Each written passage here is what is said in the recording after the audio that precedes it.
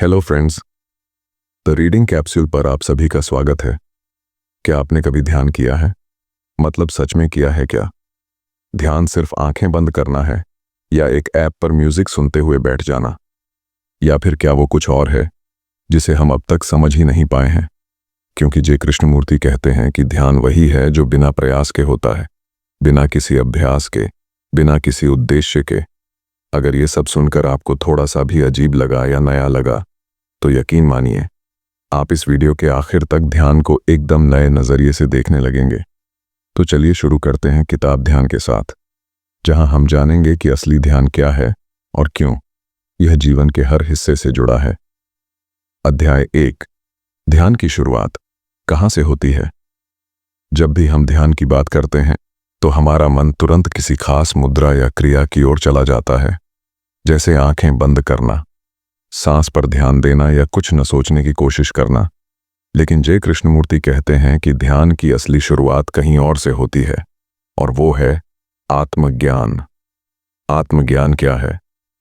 कृष्णमूर्ति के अनुसार जब तक आप खुद को नहीं जानते, अपनी इच्छाओं को, अपनी प्रतिक्रियाओं को, अपने भय और उम्मीदों को ठीक से नहीं पहचानते, तब तक कोई भी ध्यान केवल एक और मशीनी क्रिया है जिससे आप असली शांति तक नहीं पहुंच सकते।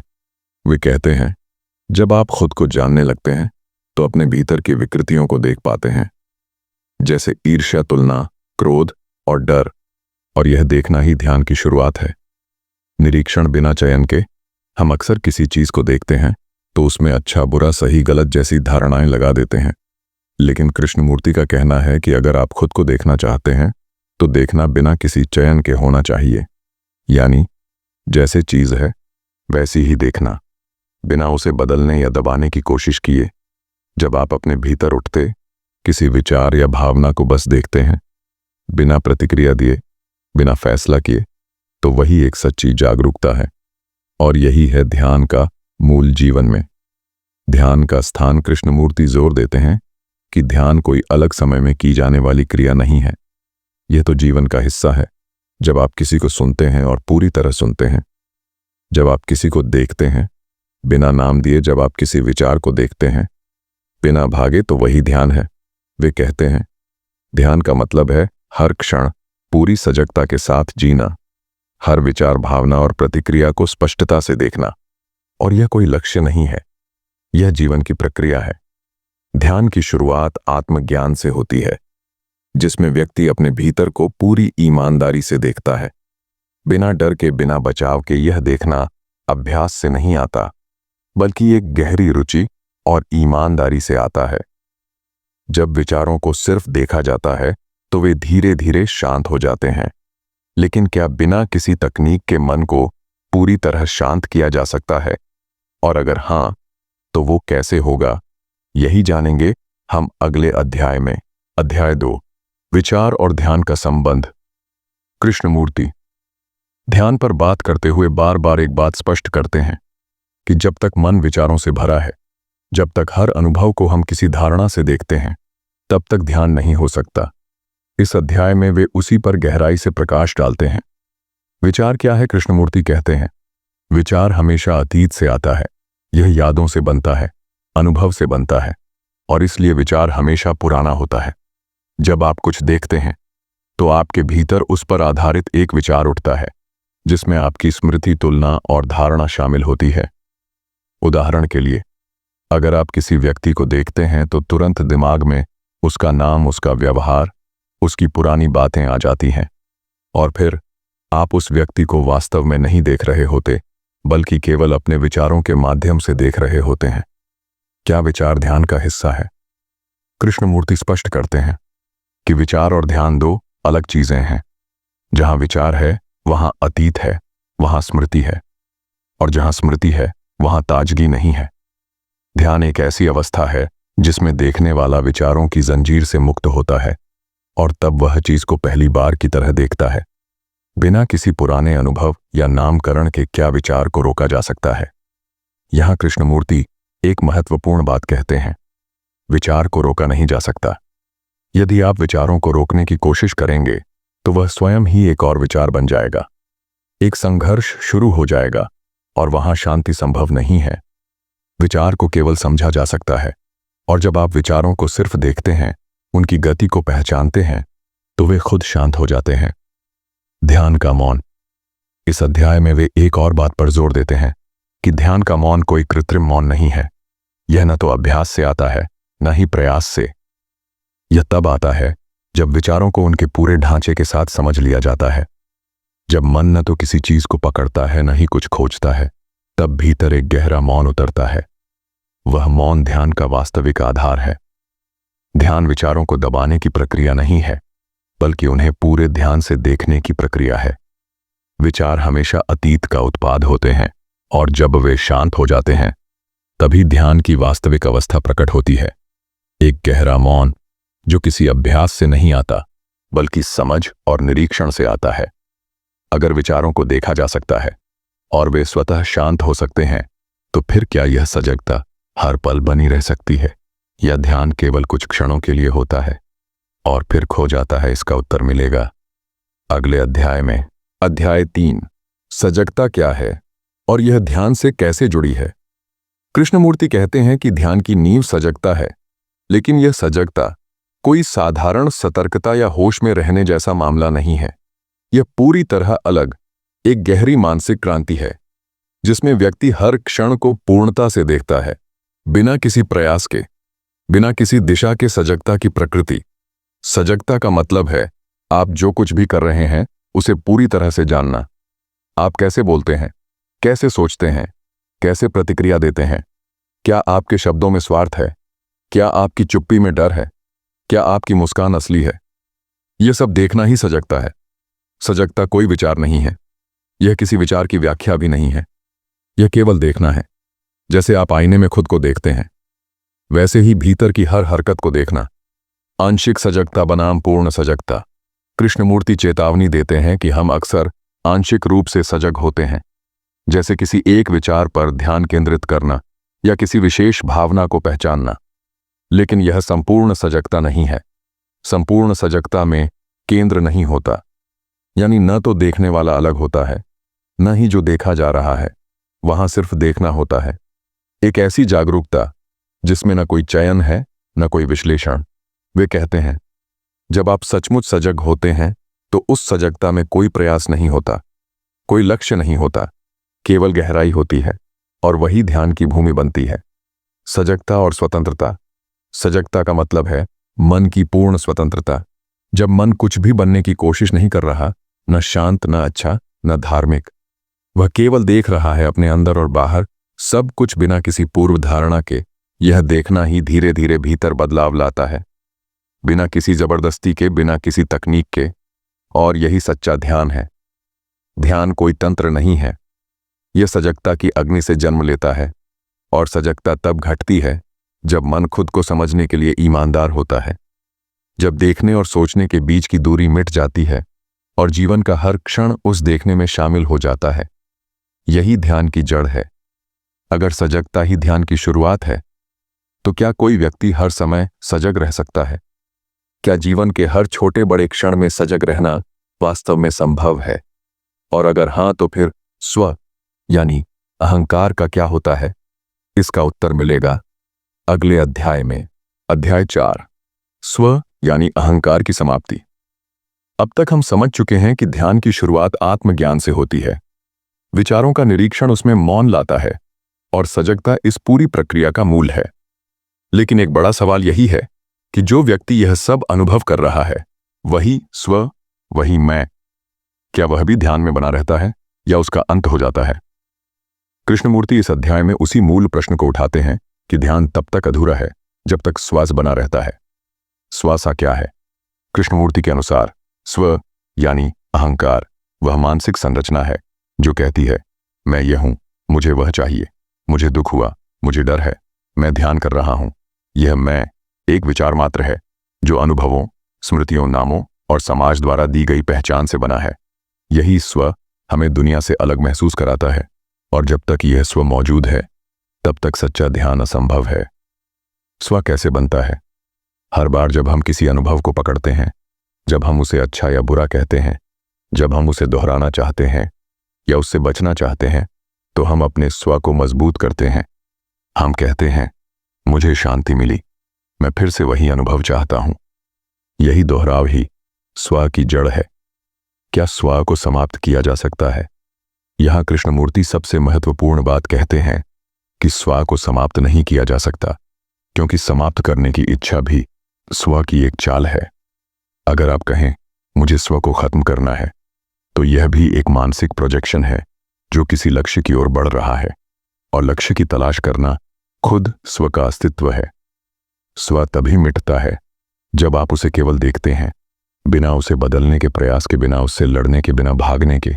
जब आप उसकी पूरी गति और प्रकृति को समझते हैं तो उसमें ऊर्जा नहीं बचती, और तब वह स्वतः शांत हो जाता है।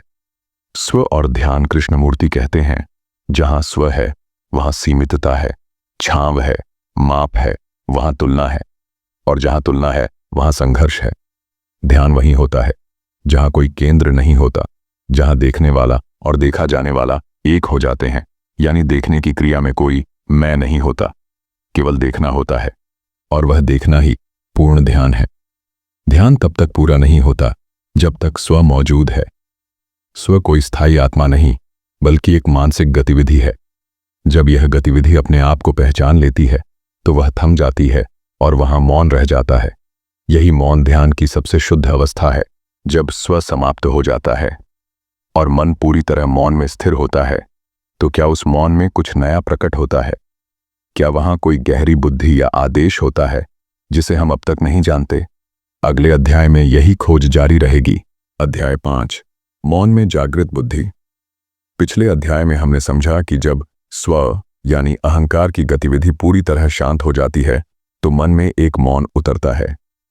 अब कृष्णमूर्ति इस अध्याय में हमें उस मौन की प्रकृति और उसकी गहराई से परिचित कराते हैं, और सबसे महत्वपूर्ण बात कि उस मौन में क्या प्रकट होता है। मौन केवल शब्दों की अनुपस्थिति नहीं है।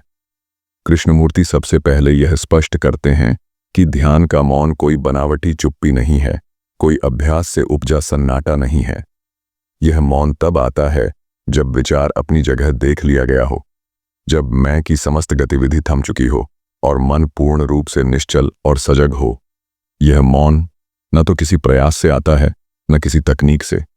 यह मौन प्राकृतिक रूप से प्रकट होता है, जब भीतर कोई हलचल नहीं बचती, कोई खोज नहीं रहती, कोई छिपी हुई आकांक्षा नहीं होती। इस मौन में क्या होता है?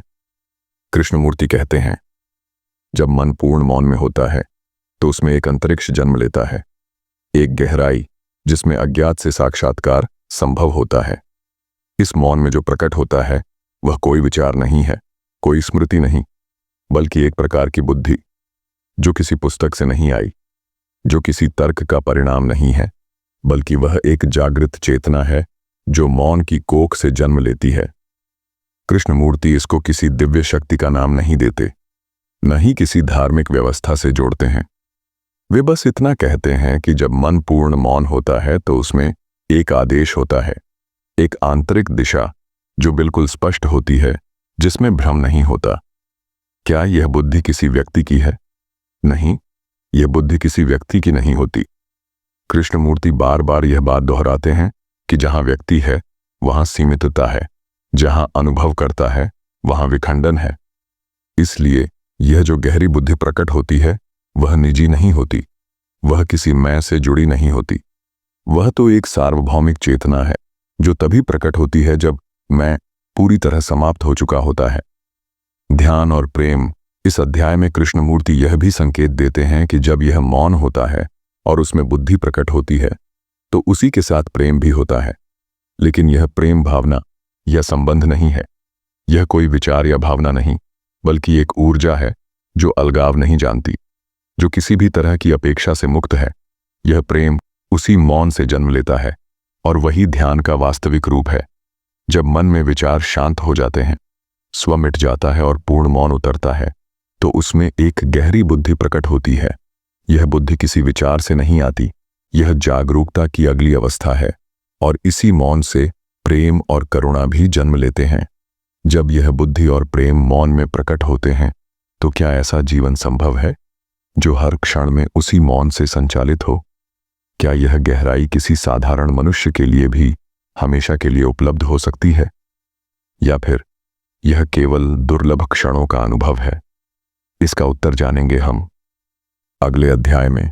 अध्याय 6, क्या ध्यान जीवन का स्थायी आधार बन सकता है? अब तक हमने समझा कि ध्यान कोई तकनीक नहीं, न ही कोई विशिष्ट अभ्यास है। यह तो सजगता की गहराई से जन्मा मौन है, और उसी मौन में एक शुद्ध बुद्धि और प्रेम प्रकट होते हैं। पर अब सवाल यह है, क्या यह मौन और सजगता केवल क्षणिक अनुभव है, या क्या यह स्थायी रूप से जीवन में बना रह सकता है? कृष्णमूर्ति इस अध्याय में साफ कहते हैं, ध्यान कोई घटना नहीं है जो केवल सुबह या शाम की साधना में घटती है। ध्यान कोई क्षणिक मानसिक अनुभव नहीं, बल्कि यह पूरे जीवन का तरीका है, जीवन जीने की पूरी दिशा, क्षणिक अनुभव बनाम निरंतरता। अधिकतर लोग जब ध्यान की बात करते हैं तो वे उसे एक अनुभव की तरह देखते हैं जो कभी कभी मिलता है और फिर चला जाता है। लेकिन कृष्णमूर्ति कहते हैं, जहां अनुभव है वहां मैं है, और जहां मैं है वहां समय है। और समय का मतलब है वियोग। इसलिए ध्यान कोई अनुभव नहीं, यह तो एक चिंतन मुक्त अवस्था है जिसमें जीवन का हर क्षण, हर क्रिया, हर संबंध एक स्पष्टता और सजगता में होता है। ध्यान का अर्थ है जीने की शैली। कृष्णमूर्ति कहते हैं, ध्यान कोई क्रिया नहीं है जो आप कुछ देर के लिए करें, बल्कि यह एक अविरत देखने की प्रक्रिया है जिसमें आप हर विचार को, हर भावना को, हर प्रतिक्रिया को जैसे जैसे वह जन्म ले उसे पहचानते जाएं, बिना उसे दबाए, बिना उसे नियंत्रित किए। जब यह देखने की कला जीवन के हर क्षेत्र में प्रवेश कर जाती है तो ध्यान कोई अलग कार्य नहीं रह जाता, बल्कि वही जीने की एकमात्र सच्ची शैली बन जाती है, समय और मन। इस अध्याय में कृष्णमूर्ति एक और गहरी बात कहते हैं कि जब आप सजग होते हैं और ध्यान में रहते हैं तो समय की धारणा बदल जाती है। मन जो हमेशा अतीत और भविष्य में डोलता है, वह जब मौन होता है तो केवल अभी रह जाता है, और यह अभी ही वह क्षण है जहां संपूर्ण जीवन घटता है। इस अभी में कोई डर नहीं, कोई इच्छा नहीं, कोई प्रतिरोध नहीं, केवल पूर्णता होती है।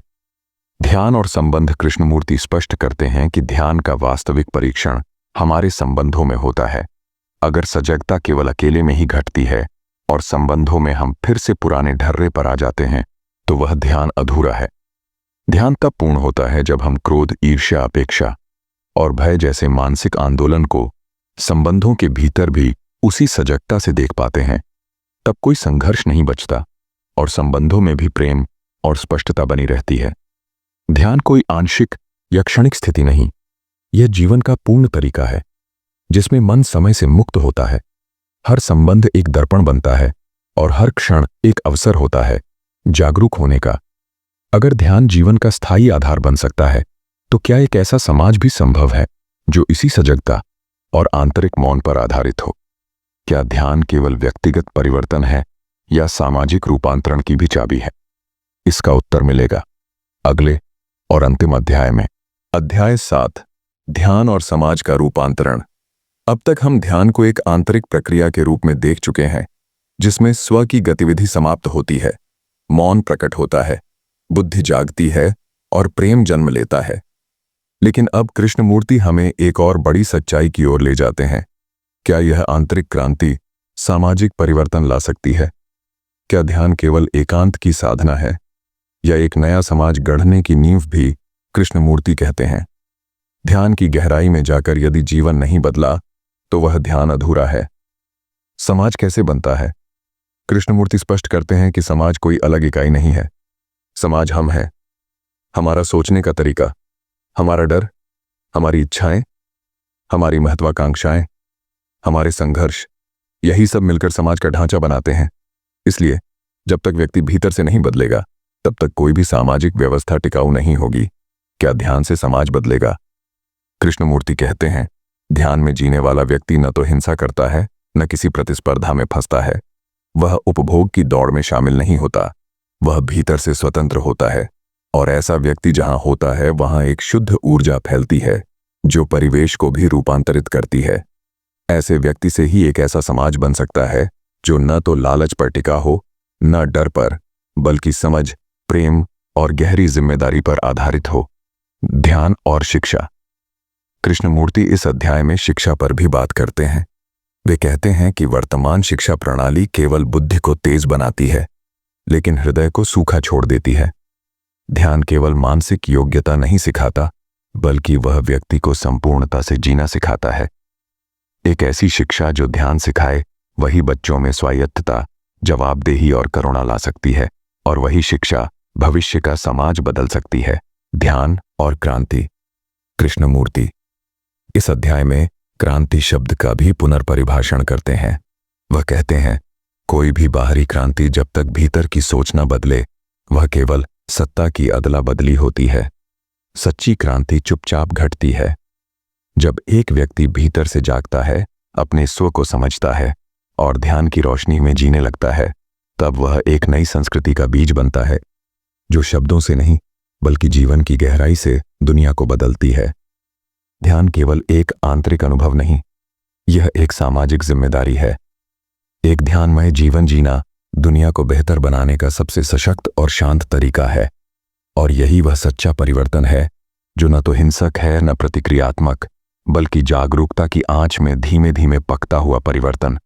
अगर ध्यान के माध्यम से व्यक्ति और समाज दोनों बदल सकते हैं, तो क्या आज के समय में जब दुनिया शोर, हिंसा और तनाव से भरी है, क्या ऐसा मौन और सजग जीवन व्यावहारिक है? क्या इस उलझी हुई व्यवस्था में ध्यान को केंद्र बनाकर जीना संभव है, या क्या ध्यान आज भी केवल किताबों और अर्शियों की बात बनकर रह जाएगा? ध्यान की इस पूरी यात्रा को अंत में एक बार भीतर से दोहराइए और खुद से पूछिए, क्या मैं इस जीवन को सजगता से जीना चाहता हूं, या केवल समझना ही काफी है? यहीं से आपकी असली ध्यान यात्रा शुरू होती है। अध्याय 8, ज्ञात से अज्ञात की यात्रा। कृष्णमूर्ति इस अध्याय की शुरुआत एक चुनौतीपूर्ण प्रश्न से करते हैं। क्या हम केवल उसी को मानते हैं जो हमने जाना है? क्या हमारी पूरी चेतना बस अतीत के अनुभवों और स्मृतियों से बनी है? यदि हां, तो फिर ध्यान में जो देखने वाला है वह भी अतीत का ही हिस्सा है। फिर तो ध्यान कोई नया नहीं, बस पुराने का पुनरावर्तन बन जाएगा। लेकिन ध्यान वहीं से शुरू होता है जहां झात खत्म होता है। झात क्या है? झात यानी स्मृति, अनुभव, ज्ञान, संस्कृति, धार्मिक विश्वास और हमारी पहचान। हम हर चीज को इन्हीं पुराने सांचों से देखते हैं, हर नई बात को पुराने संदर्भ से जोड़ते हैं, और इसलिए नई बात वास्तव में कभी नहीं होती। जब आप किसी व्यक्ति को देखते हैं तो आप उसके बारे में अपनी राय देखते हैं। जब आप किसी विचार से टकराते हैं तो आप अपने पूर्व निर्धारित मतों से उसे तोलते हैं। यह प्रक्रिया स्वयं ही ध्यान में बाधा है। ध्यान, झात की समाप्ति। कृष्णमूर्ति कहते हैं, सच्चा ध्यान तब घटता है जब मन का समस्त झात अपने आप शांत हो जाता है। जब आप किसी चीज को बिना किसी नाम, बिना किसी स्मृति, बिना किसी तुलना के सीधे देखते हैं। यह देखना ही वह दरवाजा है जो झात से अज्ञात की ओर खुलता है। यह अज्ञात न तो कल्पना है, न कोई रहस्यवादी अनुभव, बल्कि एक ऐसी चेतना है जिसे वर्णित नहीं किया जा सकता, जिसे केवल जिया जा सकता है। अज्ञात की प्रकृति। कृष्णमूर्ति इसे नया कहते हैं। यह नया कोई वस्तु नहीं है, यह कोई विचार या धारणा नहीं, बल्कि एक ऊर्जा की स्थिति है जो समय और पहचान से परे है। इसमें कोई मैं नहीं है, कोई केंद्र नहीं है, केवल एक व्यापक मौन, एक शुद्ध सजगता जो हर क्षण को पहली बार देखती है, जैसे कोई आंख जिसने कभी कुछ देखा ही ना हो। ध्यान और अंतहीनता। जब ध्यान इस अज्ञात की ओर बढ़ता है तो वह किसी लक्ष्य की ओर नहीं जाता, वह बस गहराता है। हर सीमा टूटती है, हर संरचना ढहती है, और एक अनंतता का अनुभव होने लगता है जो किसी भी शब्द में नहीं बंध सकता। कृष्णमूर्ति इसे न तो ईश्वर कहते हैं, न ब्रह्म, न कोई धार्मिक नाम देते हैं। वे बस कहते हैं, यह अज्ञात ही जीवन की वास्तविक ऊर्जा है, और ध्यान उस ऊर्जा से संपर्क में आने की एकमात्र संभावना है। ध्यान झात से अज्ञात की यात्रा है। यह कोई दिशा नहीं, बल्कि सीमाओं से बाहर गिर पड़ने की प्रक्रिया है। यह ध्यान तब घटता है जब देखने वाला नहीं होता, केवल देखना होता है, और वही देखना एक अनंत ऊर्जा का स्पर्श बन जाता है। अगर ध्यान हमें झात से अज्ञात तक ले जाता है, तो क्या हम सच में तैयार हैं हर चीज को, अपनी मान्यताओं, अनुभवों, पहचान तक को छोड़ देने के लिए? क्या ध्यान का अंतिम सत्य हमारे वर्तमान जीवन की समस्त बुनियाद को चुनौती देता है? अगला अध्याय इसी चुनौती का उत्तर है कि ध्यान का अंत नहीं होता, वह अंतहीन है।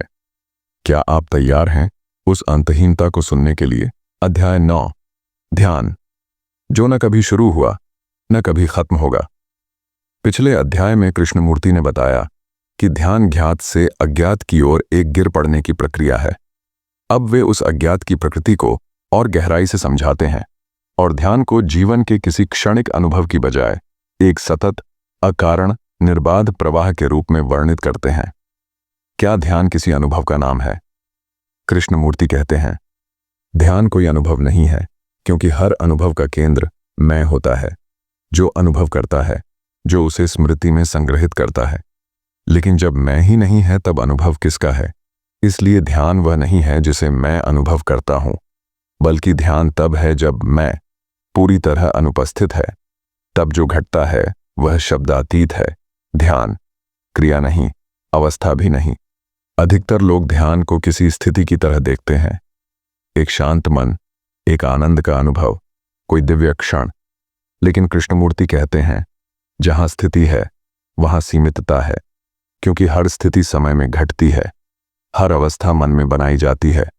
ध्यान तो उस क्षण में घटता है जब कोई स्थिति नहीं होती, जब देखने वाला, देखे जाने वाला और देखना तीनों एक हो जाते हैं, जब कोई दूरी नहीं बचती।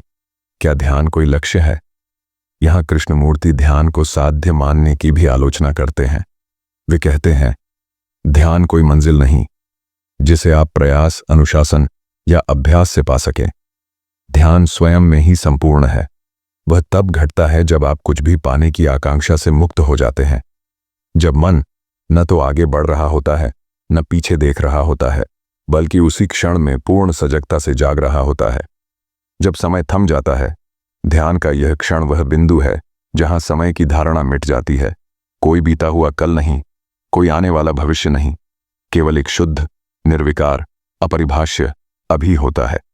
और उस अभी में कोई केंद्र नहीं होता, ना कोई स्व, न कोई संकल्प, न कोई खोज, बस होना होता है, निर्विकल्प, निर्मल, निस्संग।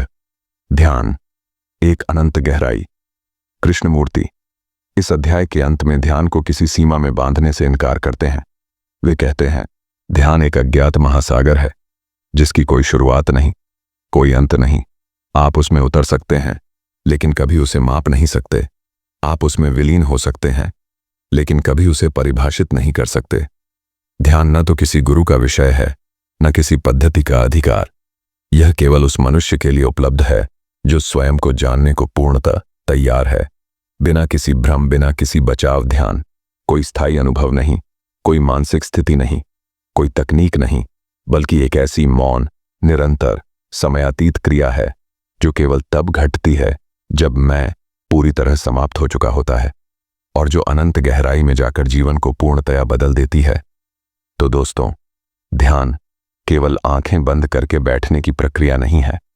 यह कोई तकनीक नहीं, यह कोई धर्म ग्रंथ में बंधी हुई बात नहीं, बल्कि यह एक जीवित प्रक्रिया है जिसमें आप हर क्षण जागते हैं, देखते हैं और खुद को बार बार मुक्त करते हैं, स्मृति से, डर से, स्व से, जय।